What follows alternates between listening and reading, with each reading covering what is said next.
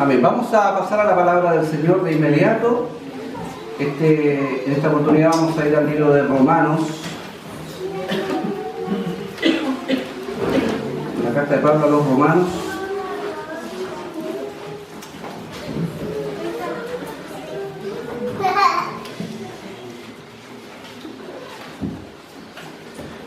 Una de las cosas más importantes que usted pudiera hacer en la vida cristiana es estudiar la carta a los romanos. Amén. En ella es como una... No sé, mi mamá decía que hay que hacer caldito consistente. ¿Cómo es?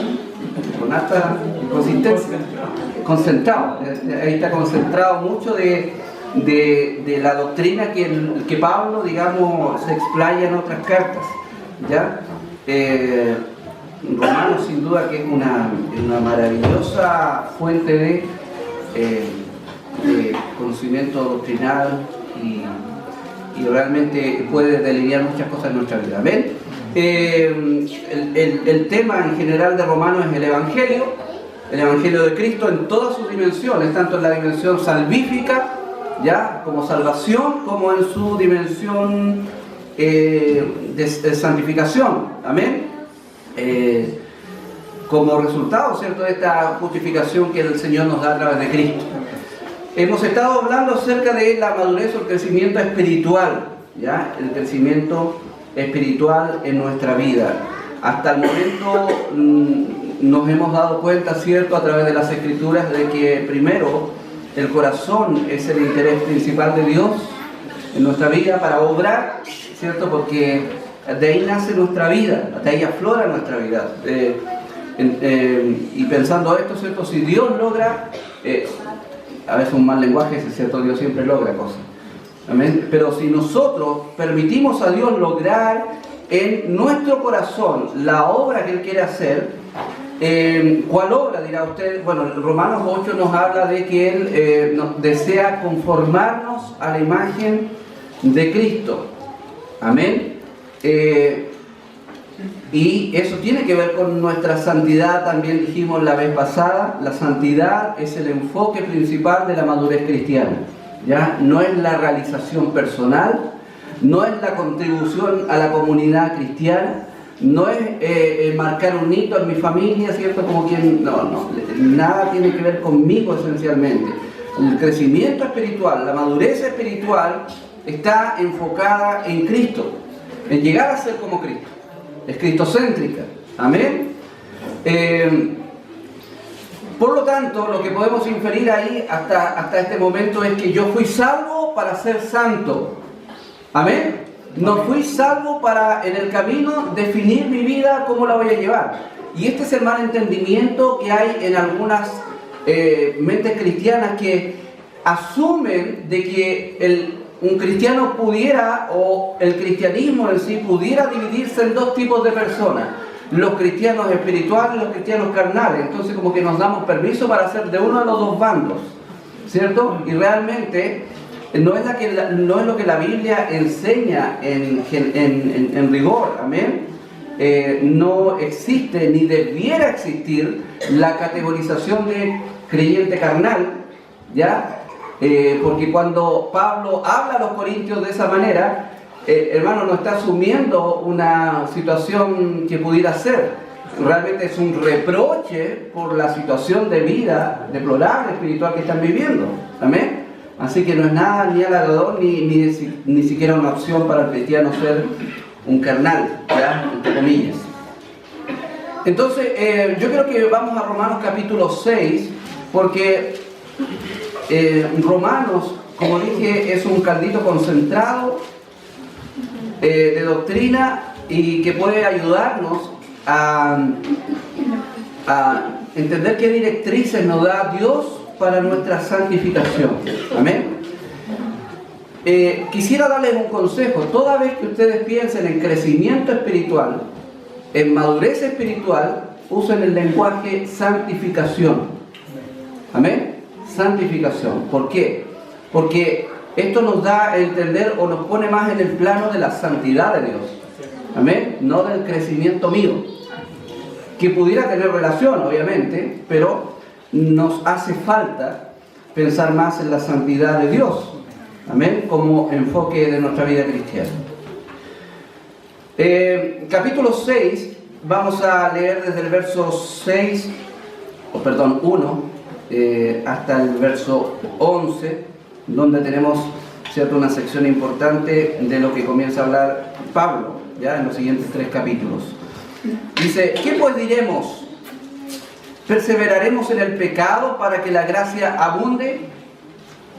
¿Qué dice la respuesta ahí? De ninguna manera, porque los que hemos muerto al pecado, ¿cómo viviremos aún en él? ¿O no sabéis que todos los que hemos sido bautizados en Cristo Jesús, hemos sido bautizados en su muerte?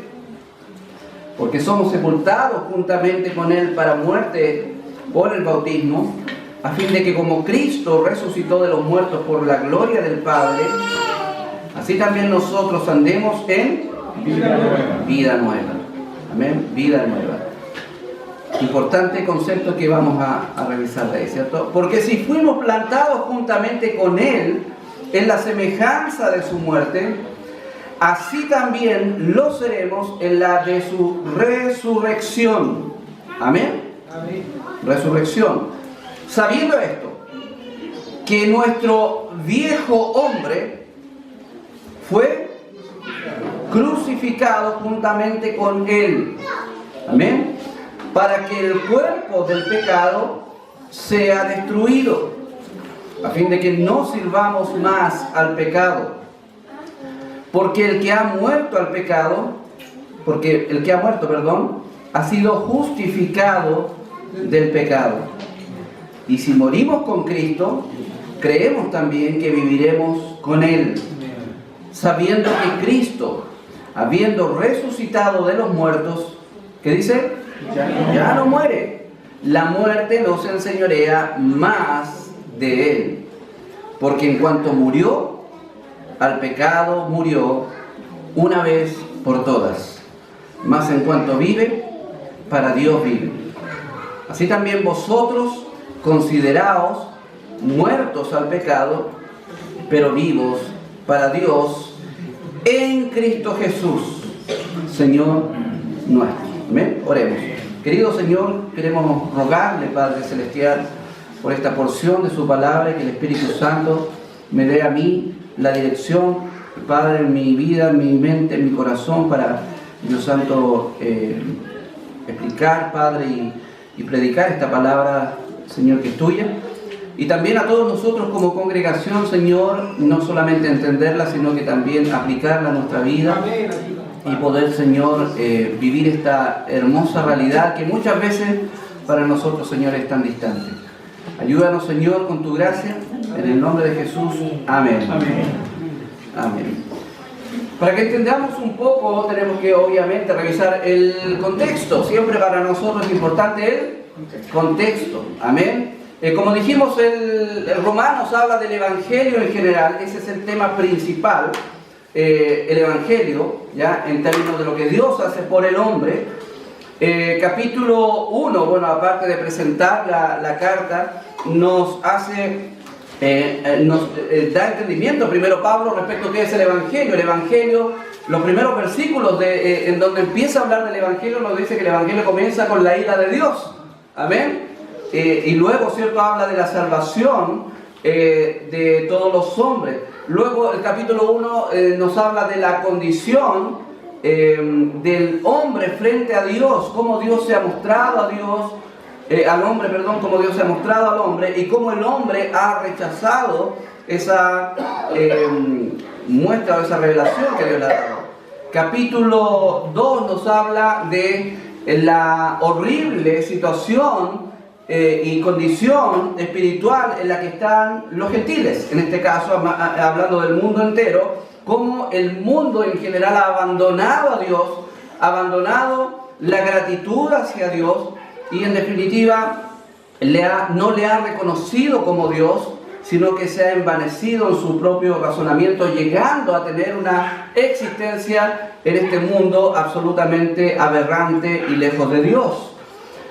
Capítulo 2 y también capítulo 3 nos habla, ¿cierto?, de que obviamente los judíos, no por ser judíos, escapaban del juicio de Dios, sino que también juntamente con los gentiles están bajo el juicio de Dios, bajo la ira de Dios. Sin embargo, ellos tenían algunas, obviamente, ventajas con respecto a los gentiles, que tenían la palabra de Dios y todo eso, pero capítulo 3, ¿cierto? El broche de oro acerca de lo que está hablando ya Pablo ahí, dice, todos estamos bajo el juicio de Dios, todos somos pecadores, todos estamos destituidos de la gloria, no hay justo ni aun uno, no hay nadie que se salve de la ira de Dios. Amén. Y capítulo 3 también se ocupa de abrirnos la puerta de esperanza y de decirnos, hay una esperanza para todo pecador en este mundo, la gracia de Dios expresada a través del sacrificio expiatorio de Cristo, a través del cual nosotros somos salvados y justificados. Amén.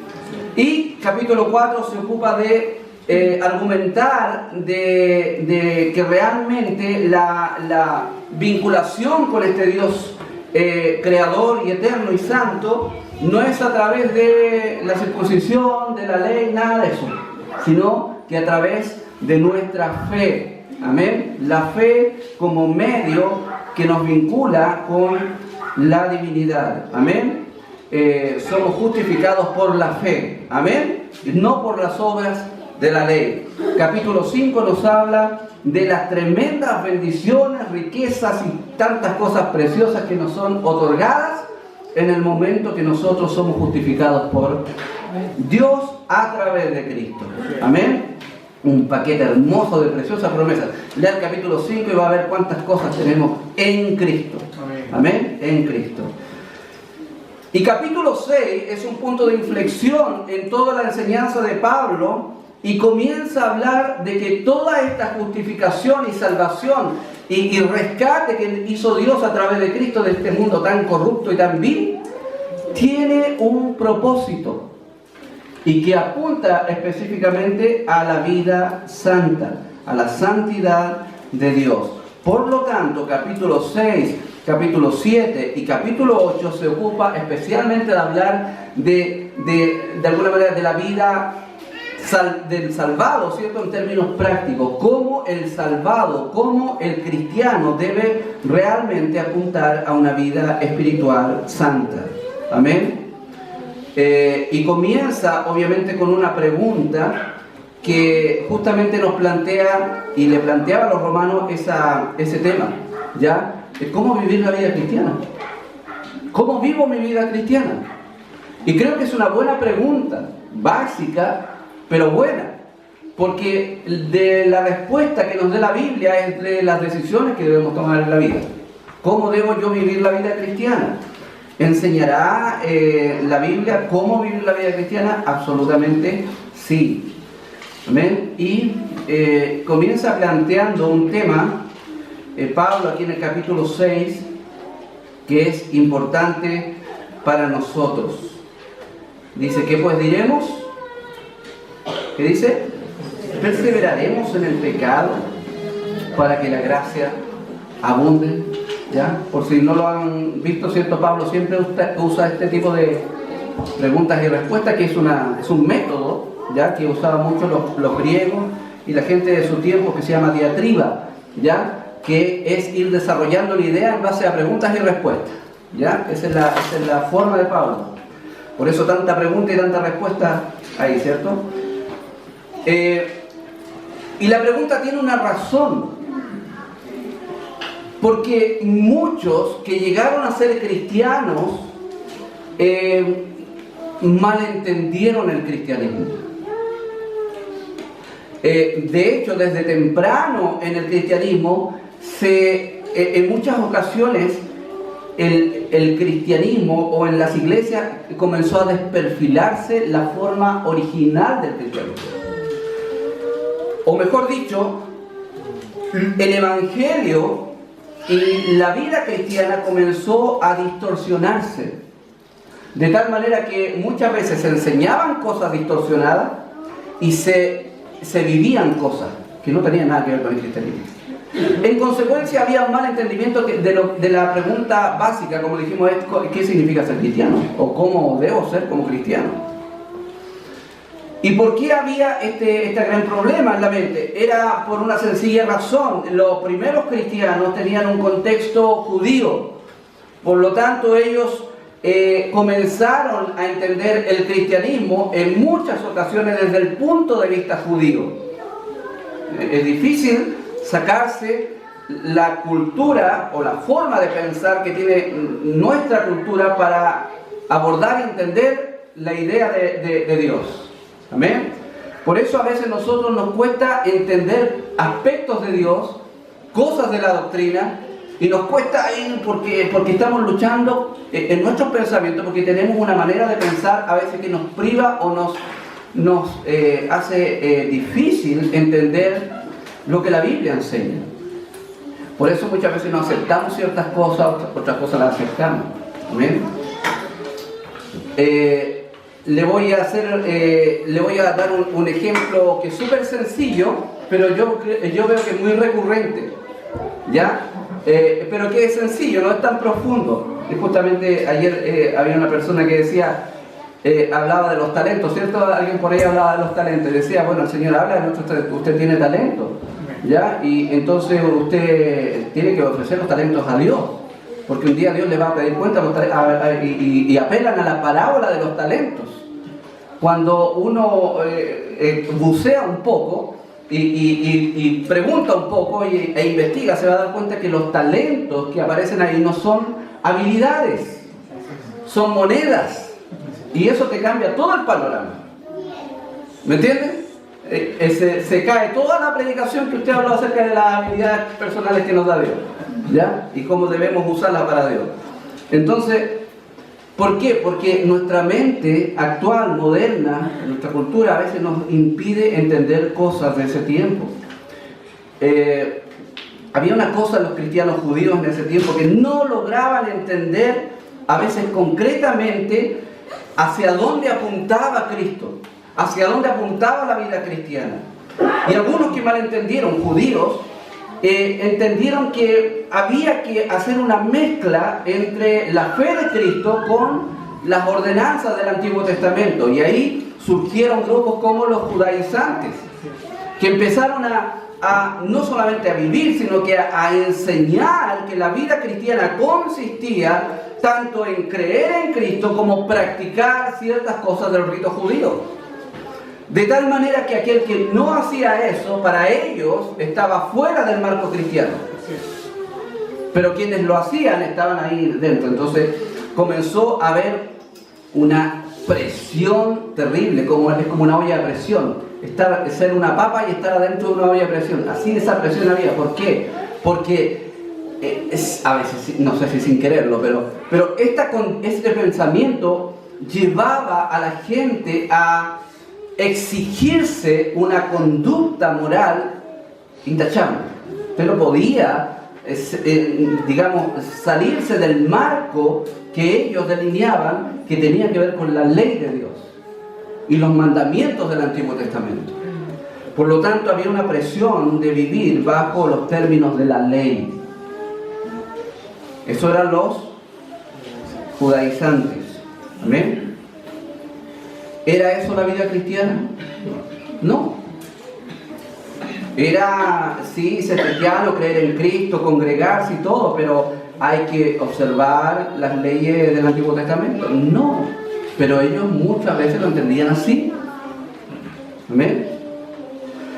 Por el otro lado, quienes reaccionaban a esto y se colgaban de esta bandera que lograron tener ahí en el concilio de Jerusalén, cuando dijeron los apóstoles, no le vamos a imponer a los gentiles ninguna otra carga más que estas cosas, pero el evangelio no tiene nada que ver con poner cargas a los gentiles que no deben llevar. La ley no es un artículo de obediencia, ahí como si usted se convirtiera y tiene que circuncidarse y cumplir todos los ritos. No, realmente la ley en sí no tiene el propósito de justificar o purificar, o más bien dicho, Dios no trabaja a través de la ley del Antiguo Testamento para hacer mejor al individuo.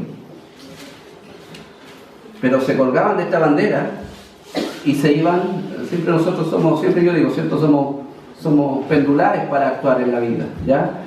Entonces se fueron al otro extremo y dijeron entonces la ley al bolsillo. No hay que observar la ley. Y surgió una idea de vida cristiana que por muchos años, hasta hoy día, causa problemas en las iglesias, ¿ya? Muchos le denominan con el nombre de antinomianismo. ¿Amén? Antinomianismo. Y que es la idea de que yo no debo ni tengo la necesidad de cumplir las leyes de Dios. Por lo tanto, el Antiguo Testamento se convierte para mí en una mera referencia moral y no en palabra esencialmente de Dios que puedo yo practicar, etc. O sea, la ley yo no debo cumplirla. Y ahí están muchas iglesias liberales que basta, dicen ellos, con creer en Jesús. No te metas con mi vida, yo la vivo como quiero. Total, no estoy, ¿cierto?, con el peso de seguir la ley. Entonces, dos extremos. Uno que entendía que la ley sí era necesario sujetarse a ella, aferrarse a ella como método de santificación. Y otro decía, no, olvídate, somos cristianos, no somos judíos. Entonces, nada que ver con la ley. Esos dos extremos que obviamente guiaban a las personas a un sistema de vida que era absolutamente aberrante y no tenía nada que ver con el cristianismo que Pablo enseñaba. ¿Amén? Es por este segundo grupo los que decían, no, si la ley ya no tiene nada que ver con nosotros. Es a quien se dirige esta pregunta retórica del versículo 1 del capítulo 6. ¿Ven? ¿Qué pues diremos entonces? ¿Vamos a perseverar en el pecado para que la gracia abunde? ¿De dónde nace esta pregunta? Obviamente de los últimos versículos del capítulo 5. ¿Ya? La idea ahí de Pablo es que tenemos tanto pecado, pero Dios tiene mucha más gracia, mucho más que ese pecado. Entonces, donde abundó el pecado y Dios vino y salvó mi vida, sobreabundó la gracia. Entonces, la ecuación que había, según Pablo, era mucho pecado, sobreabundante gracia. O sea, en el fondo a lo que apuntaba Pablo era decir, no hay pecado tan grande, no hay una masa de pecado tan grande que la infinita gracia de Dios no pueda cubrir. Pero con el riesgo de que algunos entendieran mal, porque somos buenos para entender mal, ¿cierto? Podían decir, ya pues entonces pequemos más gracia. Ese era el razonamiento que tenían ellos, algunos. Donde abunda el pecado, sobreabunda la gracia. Entonces abundemos en pecado. ¿Me entienden? Ahora, parece chistoso, pero hermanos, es el sistema de pensamiento que tenían muchos, y hoy día tienen muchos. Que no necesariamente hay que ser un observante digamos, de la piedad, sino más bien que Dios me acepta, me tolera. Esa frase, Dios te acepta tal como eres, cuidado con esa frase. Úsela con sabiduría. Amén. Porque hay una alta cuota de no Biblia ahí, ¿cierto? Dios me acepta como soy. Para responder eso, tengo que preguntarme cómo soy. ¿Y cómo soy? Para saber cómo soy, tengo dos fuentes: mi propia percepción de mí o lo que Dios dice de mí. Tengo dos fuentes. O sea, si yo apelo a mi percepción de mi propia persona, realmente tengo varios puntos malos, pero tengo unos puntitos buenos también. ¿Entiendes? Pero cuando yo le pregunto a Dios cómo soy, entonces Dios tiene una opinión acerca de mí que es absolutamente objetiva, porque está fuera de mí, no es parte de mi propio intelecto esa opinión. Por lo tanto, es la opinión del Creador Santo, la mejor opinión que pueda haber en el universo acerca de mi propia persona. Cuando voy a la palabra del Señor, me dice la palabra del Señor que en mi corazón es perverso, mentiroso,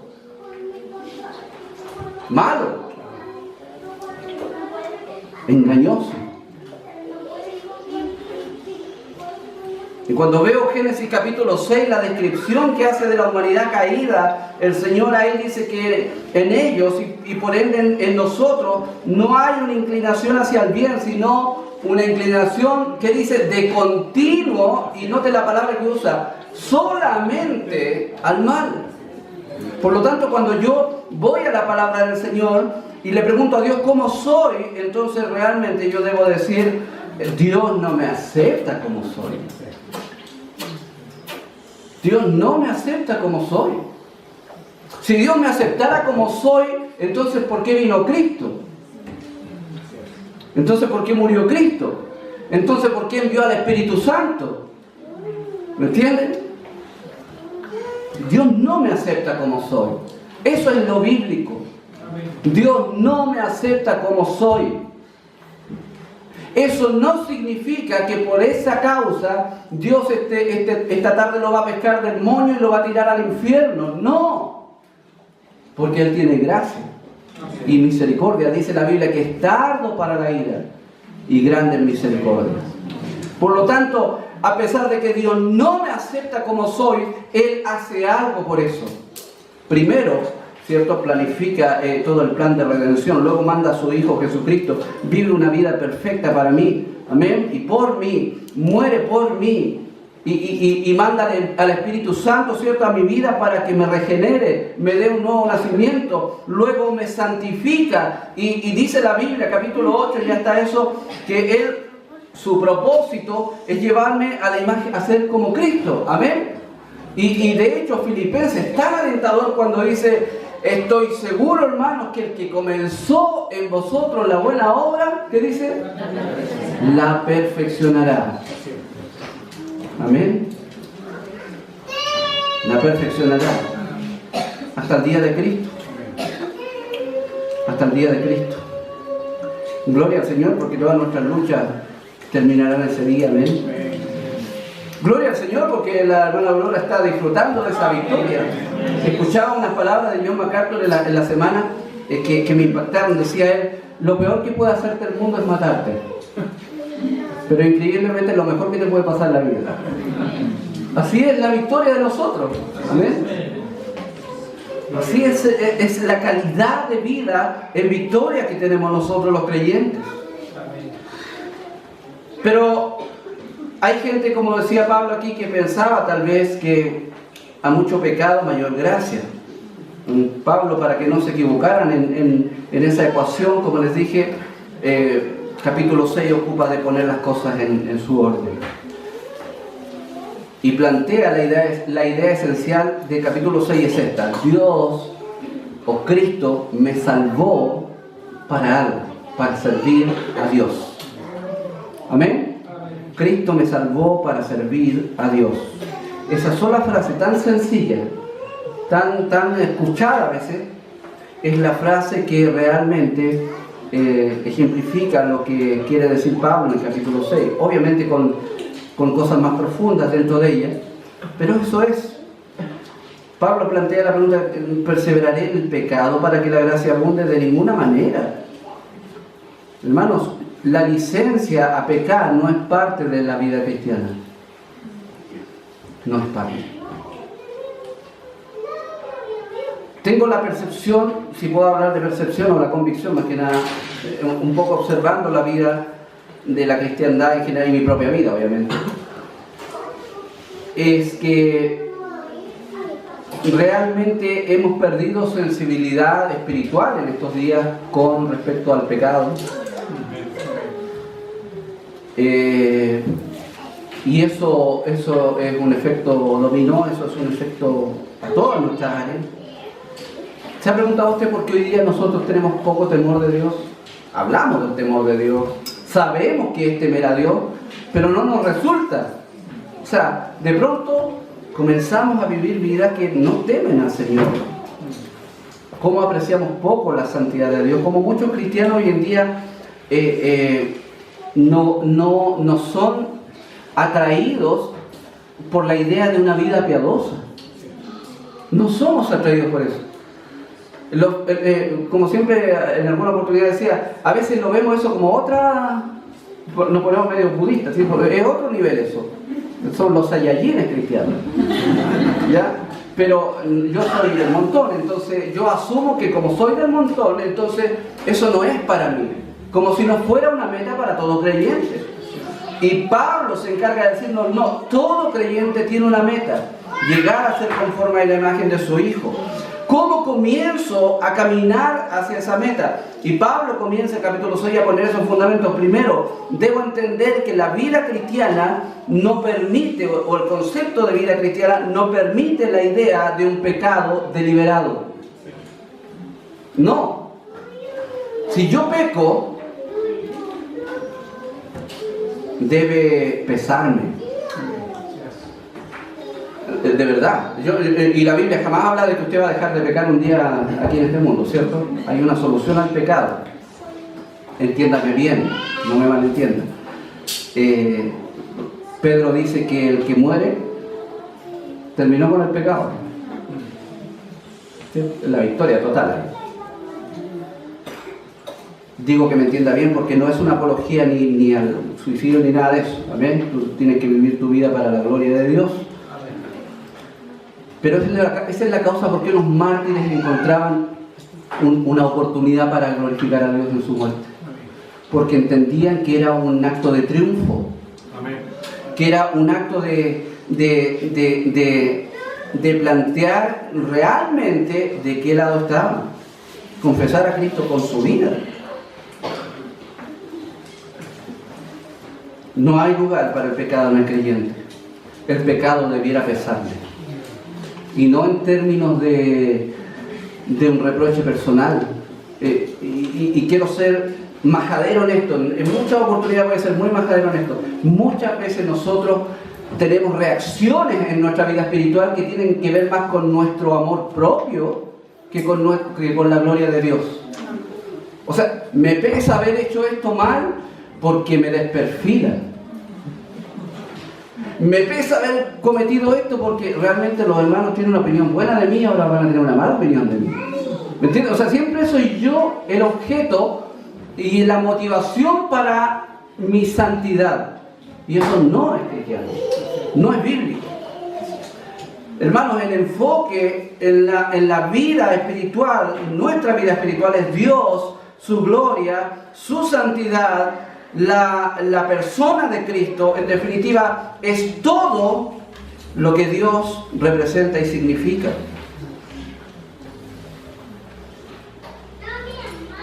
Versículo 2 dice, en ninguna manera, porque los que hemos muerto al pecado, ¿cómo viviremos aún en él?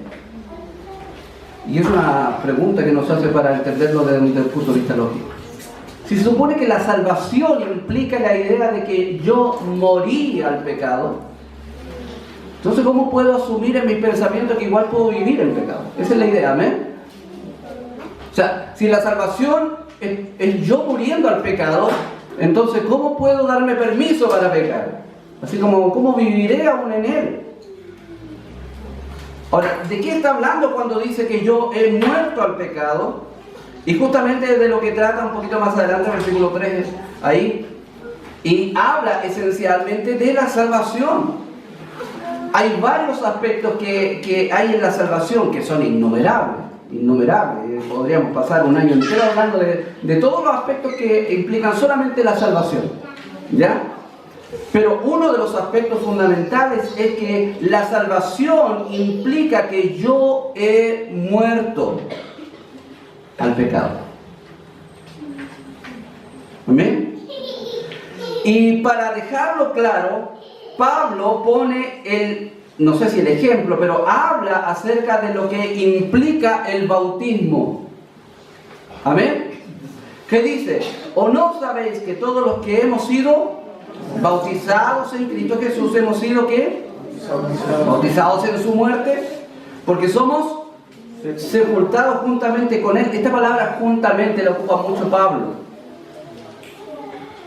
que no quiere representar a una persona que va abrazado con otra, ni de la mano con otra, juntamente. No, está hablando de alguien que va pegado con un pegamento, con la gotita. Ese es el vocablo que ocupa. Está pegado. Cuando dice que hemos sido redimidos, o como ocupa la palabra en Efesios también creo, voy a leerlo, dice, aún estando nosotros muertos en pecados, nos dio vida juntamente con Cristo. O sea, la idea es que cuando yo fui salvo, yo fui pegado a Cristo. Y representa la idea de que yo, en la muerte de Cristo, yo morí.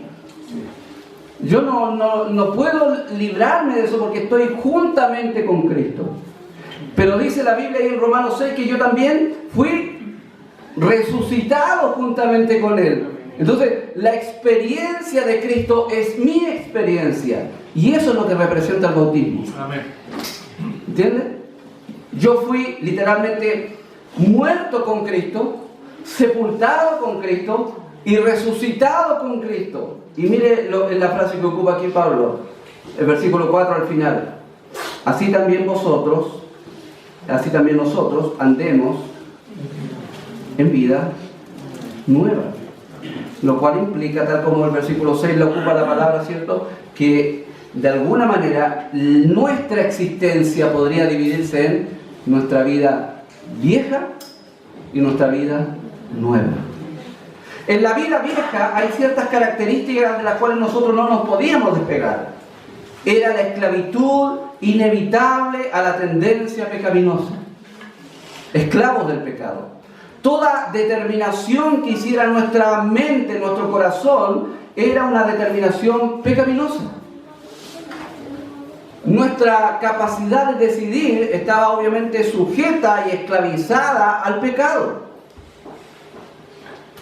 Lo que hiciera sin Cristo era pecaminoso. ¿Y por qué? Por el solo hecho de no estar juntamente con Cristo. ¿Usted sabe que en el mundo hay gente muy buena?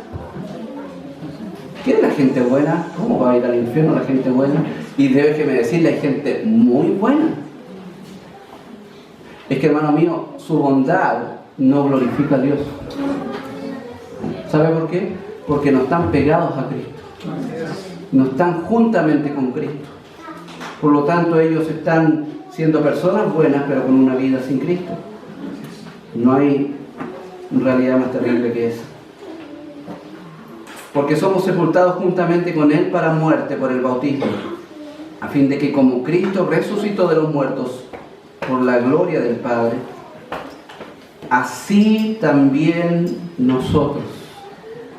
Amén. ¿Qué dice? Andemos.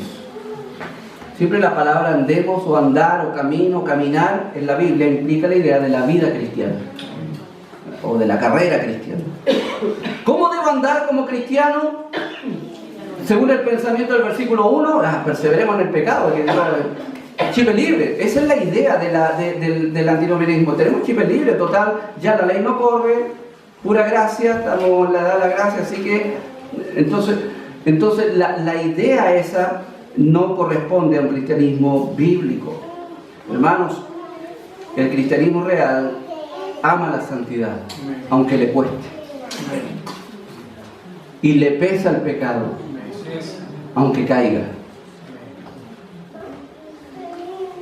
Amén. Somos sepultados y somos resucitados para una nueva vida. Amén.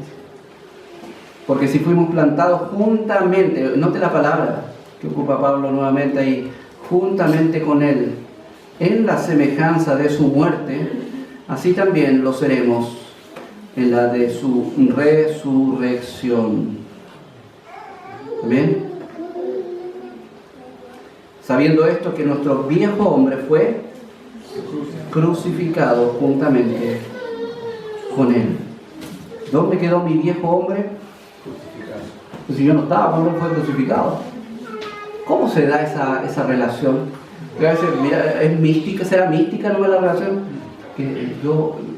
Cristo me representó. Y a veces siempre es místico, pero hermano mío, esto es algo. Tiene que ver mucho con el aspecto judicial que ocupa Pablo en Romanos. Esencialmente, Pablo en Romanos aborda la salvación desde el punto de vista judicial, esencialmente. Por lo tanto, lo que está diciendo es que Cristo, cuando murió, sin estar yo ahí, estuve ahí. Porque Pablo dice, cuando Cristo murió, yo fui crucificado juntamente con Él. Y eso no es una mera representación, no es una alegoría, no es un símbolo, es literal. Dice la Biblia que Dios cargó en Él el pecado de todos nosotros. Y no solamente en términos de representarnos, sino de que nuestro propio pecado estuvo ahí en la cruz. Amén. ¿Por qué estuvimos juntamente con Cristo crucificado? Para que el cuerpo del pecado, ¿qué dice? Sea destruido, a fin de que no sirvamos más al pecado. Hay una condición a la cual debe apuntar el cristiano verdadero, y es a vivir una vida sirviendo a Dios y no servir al pecado. Es interesante cómo Pablo ocupa en el capítulo 6 esta palabra servicio, porque a nosotros a veces desconocida, pero en el idioma original era claro para los oyentes. Para nosotros, como dije al principio, muchos aspectos de la Biblia nos parecen desconocidos porque no estamos en la mente de ese tiempo. Cuando alguien a usted le preguntaba en ese tiempo, oiga, oye, ¿usted a quién sirve? Usted lo más probable es que se hubiera sentido tremendamente ofendido. Porque usted hubiera dicho, yo no soy esclavo de nadie. Porque esa es la palabra que ocupa aquí el apóstol. Cuando habla de servir a Dios o servir al pecado, está hablando literalmente acerca de o ser esclavo de Dios o ser esclavo del pecado. Amén. Y qué curioso, porque hermano mío, seamos rigurosos. Dios no me da la opción de ser libre. O más bien, Dios me plantea la idea de que en realidad no soy libre. Alguien por ahí escribió hace mucho tiempo que nosotros somos esclavos de nuestra propia libertad. Somos esclavos de nuestra propia libertad. O sea, nacemos y estamos obligados a tomar decisiones. O sea, no puedo vivir sin tomar decisiones en la vida. Entonces, él lo miraba desde el punto de vista que esa es una esclavitud a la libertad. O sea, quiero ser libre. Y realmente el que es libre es esclavo de sus propias decisiones. ¿Ya? Hermanos míos, y a pesar de que era un ateo e impío, pero de alguna manera él asumía que el ser humano realmente no puede experimentar una verdadera libertad en esencia. Pablo plantea desde el punto de vista bíblico que el ser humano no puede ni tiene la facultad de ser verdaderamente libre en sí mismo. Amén. Eres esclavo del pecado. Eres esclavo del pecado. Sin Cristo eres esclavo del pecado.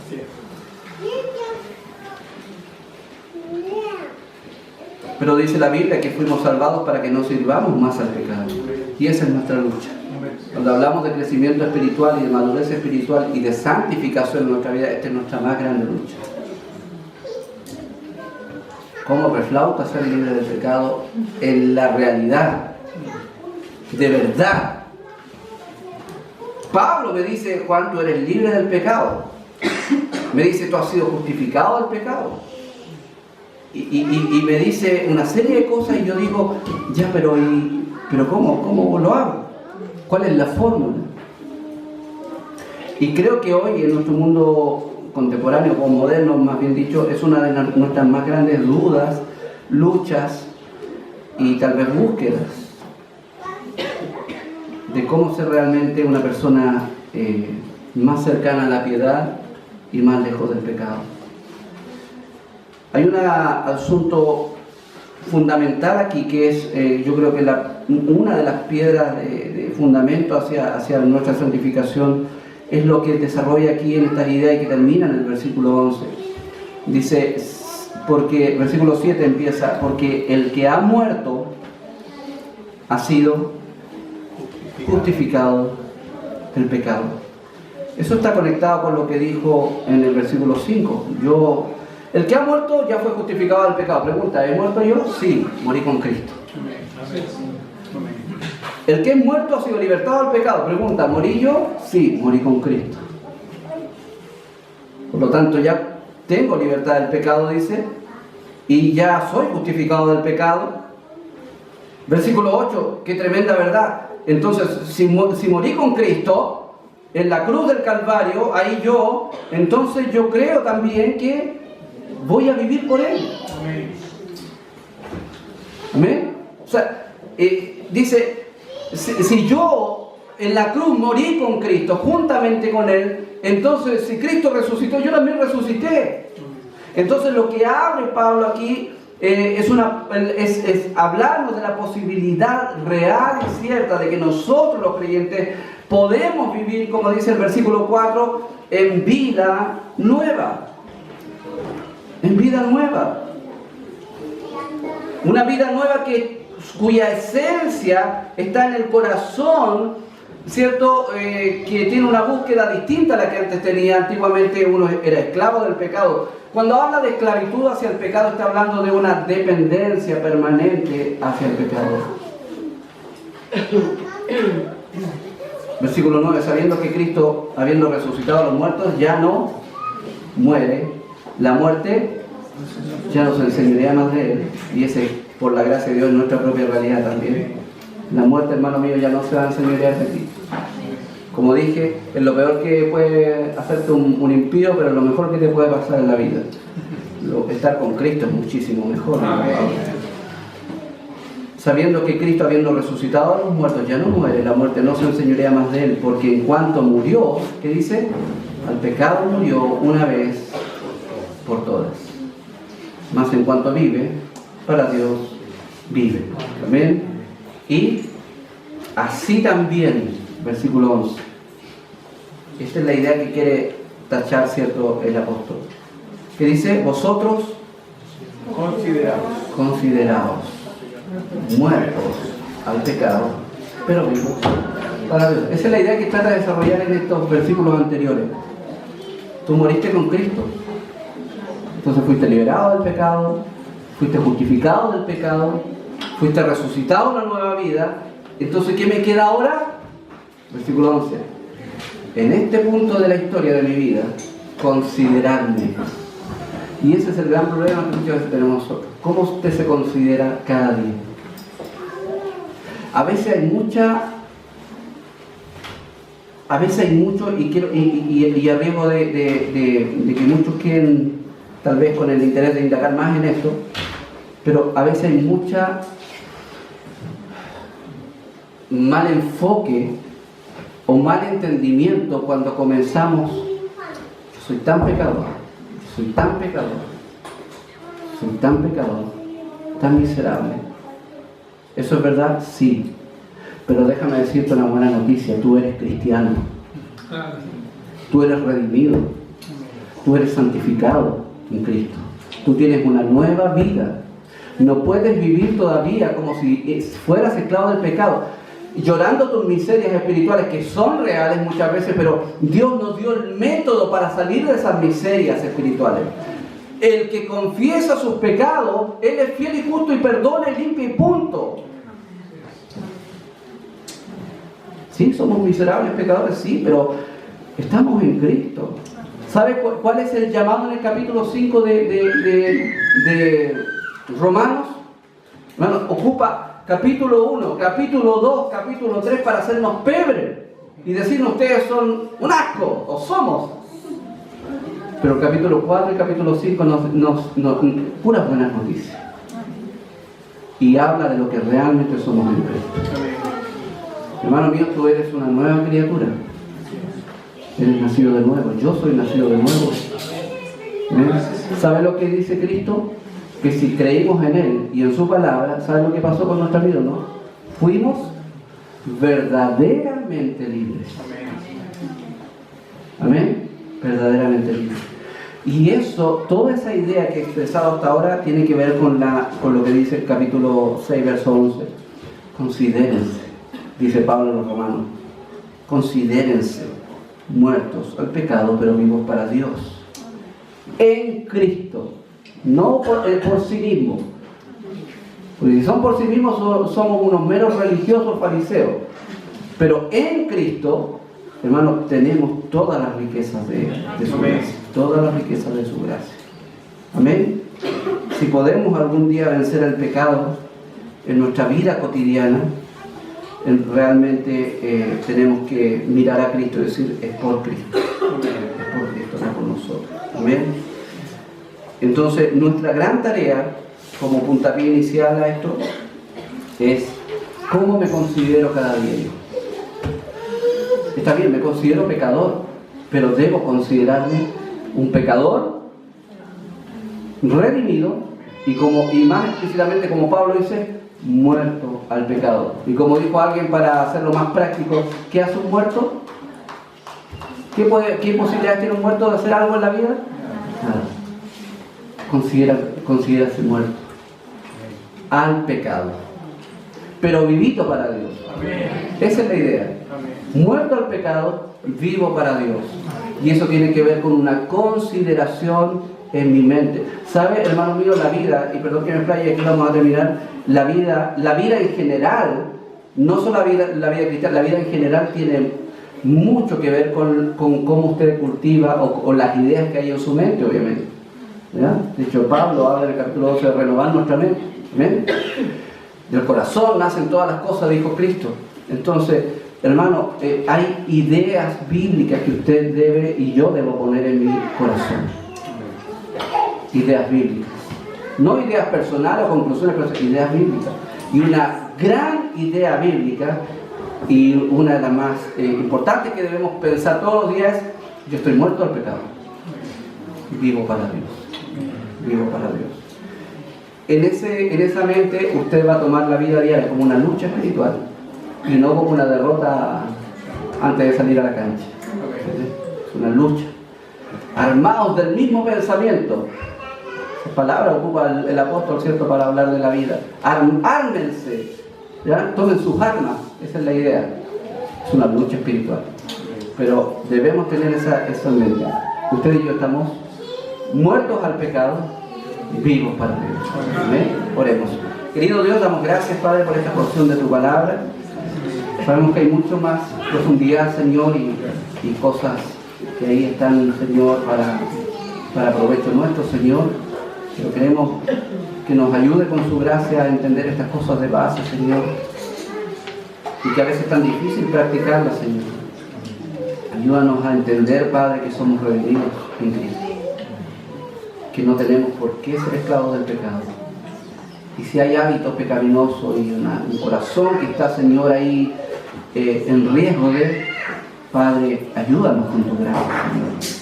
Ayúdanos a tomar la posición que tenemos en Cristo frente a ti, como hijos adoptados, Señor, y buscar, como dice tu palabra también, gracia para el oportuno socorro. Señor, ayúdanos a ser vasos de honra, ayúdanos a ser, Señor, personas que te glorifiquen. En el nombre de Jesús. Amén.